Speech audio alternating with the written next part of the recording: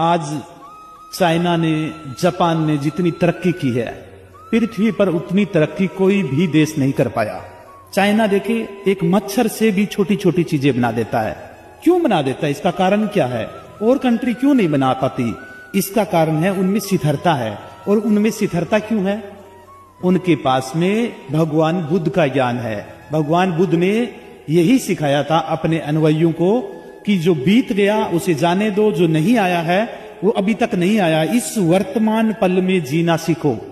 इस वर्तमान पल में, इस क्षण में क्या हो रहा है, और इस क्षण में जो जीना सीख गया वो कुछ भी बना सकता है।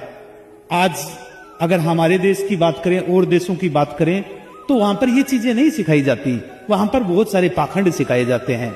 इसलिए मैं बोलता हूं, बुद्ध के ज्ञान को अपनाओ और बुद्ध ने जो ज्ञान दिया उसमें शिथिल हो जाओ, और उसमें शिथिल हो गए तो तुम सब कुछ प्राप्त कर लोगे।